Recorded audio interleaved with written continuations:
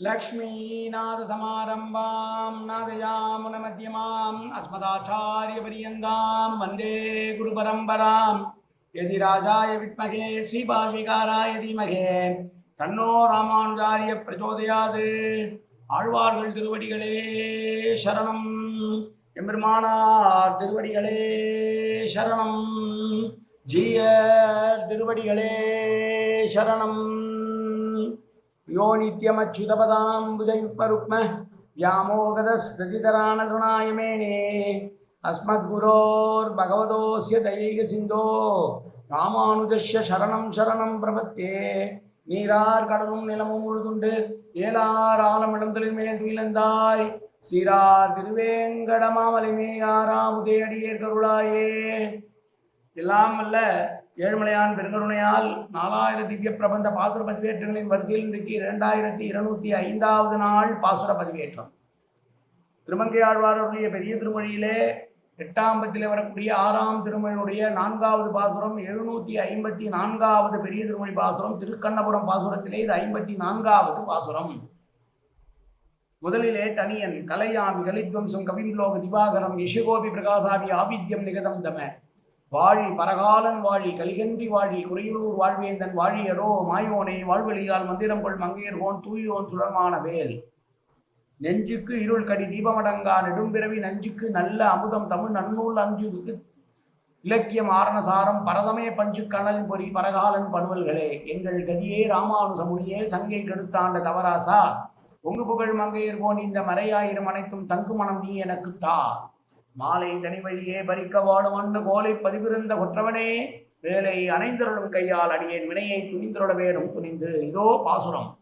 மல்லை முன்னீர் அதர்பட வரிவென் சிலைகால் வளைவித்து கொல்லை விலங்கு பணி செய்ய கொடியோன் இலங்கை புகழுற்று தொல்லை மரங்கள் புகப்பெய்து துவலை நிமிர்ந்து வானனவ கல்லால் கடலை அடைத்தான் ஊர் கண்ணபுரம் நாம் தொழுதுமே தொண்டீர் பாகவதர்களே கண்ணபுரம் சென்று தொழுவோம் வாருங்கள் என்று கூப்பிடுகிறார்.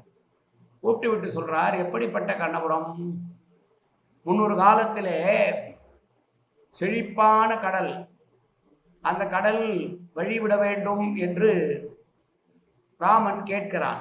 ஏ கடலே, என்னுடைய பிராட்டியை நான் லங்கையிலிருந்து மீட்க வேண்டும், உன்னுடைய அனுமதி வேண்டுகிறேன் என்று தர்பாசனம் விட்டு 3 நாட்கள் உபவாசம் இருந்து கடல் ராஜாவை வருணனை அழைக்கிறான். அப்படி அழைத்தவுடனே வந்திருக்க வேண்டிய வருணனோ ஒரு சாதாரண மனிதன் என்று நினைத்தான் போலும் வரவில்லை. உடனே கோபமுற்ற ராமன் லக்ஷ்மணனை நோக்கி, என்னுடைய வில்லை எடு, அம்பை எடு, அக்னி ஆத்திரம் மூலமாக இந்த கடலை நான் வெற்ற செய்கிறேன், சமுத்திரமே இல்லாமல் செய்து விடுகிறேன், பார் நான் யார் என்று தெரியாமல் விளையாடுகிறானா இந்த வருணன், ஏதோ இவனிடம் கெஞ்சுகிற காரணத்தால் நான் மனிதன் என்று சாதாரணமாக நினைக்கிறானா? ராமாவதார காலத்திலே ராமன் தன்னை கடவுள் என்று 2-3 இடங்களிலே தான் ஸ்தாபிக்கிறான். அதிலே இந்த இடம் மிக முக்கியமானது. லக்ஷ்மணா, நான் மனிதன் என்று நினைத்து என்னை இவன் அவமானம் செய்கிறான், இந்த சமுத்திரராஜன், சமுத்திரமே இல்லாமல் செய்து விடுகிறேன் பார், எடு அஸ்திரத்தை, என்னை மனிதன் நினைச்சான். நான் கோபப்படும் பொழுது வருணதேவன் வருகிறான், வந்து சமாதானப்படுத்துகிறான். நீ தானே கடல்லாம் இப்படி இருக்கணும்னு ஒரு ரூல் வகுத்து கொடுத்துருக்குற, அந்த ரூலுக்குள்ளே அடங்கிதானே நான் இருக்கேன் ராமா, நீயே ஒரு ரூலை போட்டு சமுத்திரம்னா கரையோடு இருக்கணும், இப்படி தான் இருக்கணும்னு நீ ஏற்பாடு பண்ணது தான் நான் இருக்கிறேன் வழியே, நானா எந்த அதிகாரம் எடுத்து செலுத்தலைன்னு மன்னிப்பு கேட்ட மாதிரி பேசின உடனே, நீ என் மீது கல்லை போடு, மரத்தை போடு, நான் வழிவிடுகிறேன், உனக்கு பாலம் உதவுகிறேன் என்று அவன் சொல்லிவிட்டு மறைகிறான். அதனால் மலைகளையும் பெரிய பெரிய மலைகளையும் பழைய மரங்களையும் கொண்டு வந்து குரங்குகள் மூலமாக கடலிலே போட்டு பாலம் அமைத்து, அப்படி அவர்கள் கடலிலே அந்த கல்லையும் மலைகளையும் மரங்களையும் போடுகிற போது எழுந்துகிற அந்த அலை திவலையானது வானம் அளவுக்கு உயர்ந்து போகும் அளவிற்கு பெரிய ஒரு வேலையை குரங்குகளை வைத்து செய்த ராமன்.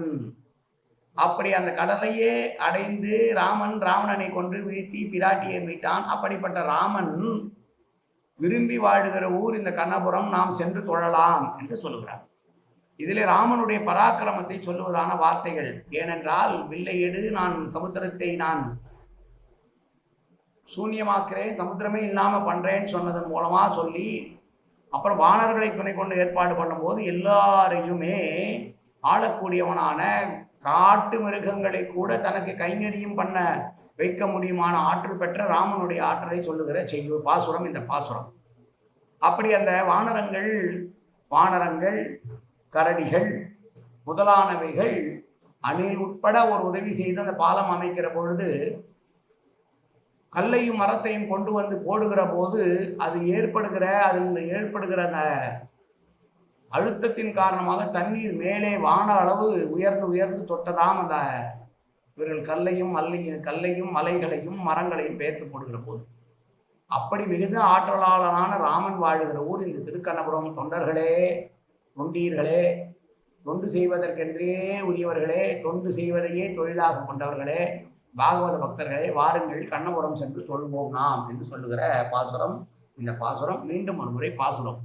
மல்லை முன்னீர் அதற்பட வரி வெஞ்சிலை கால் வளைவித்து கொல்லை விலங்கு பணி செய்ய கொடியோன் இலங்கை புகழுற்று தொல்லை மரங்கள் புகப் பெய்து துவலை நிமிர்ந்து வானனவ கல்லால் கடலை அடைத்தான் ஊர் கண்ணபுரம் நாம் தொழுதுமே. காயேன வாச்சா மனசேந்திரீர்வா அவ்யாப்தனாவா பிரகதேது சுபாவாது கரோமியத்தத் சகலம் பரஸ்மை ஸ்ரீமன் நாராயணாயேதி சமர்ப்பயாமி. உடலாலும் உள்ளத்தாலும் வாக்காலும் சகலவிதமான பாவங்களும் தோஷங்களும் நிறைந்ததாக உலகத்தோட இயல்பிருந்த போதிலும் அடியேன் செய்கிற நல்வினையோ தீவினையோ அத்தனையும் உன்னுடைய கமலமலர் பாதங்களில் சமர்ப்பிக்கிறேன் கண்ணா. காத்தொழுவாய் கண்ணா, ஏற்றுக்கொள்வாய் கண்ணா. எப்போதும் திருநாமம் கண்ணா கண்ணா கண்ணா என்று நாவில் வருவதற்கு அல்புரிவாய் கண்ணா. சர்வத்திர கோவிந்தநாம சங்கீர்த்தனம். கோவிந்தா கோவிந்தா கோவிந்தா கோவிந்தா கோவிந்தா கோவிந்தா கோவிந்தா கோவிந்தா கோவிந்தா.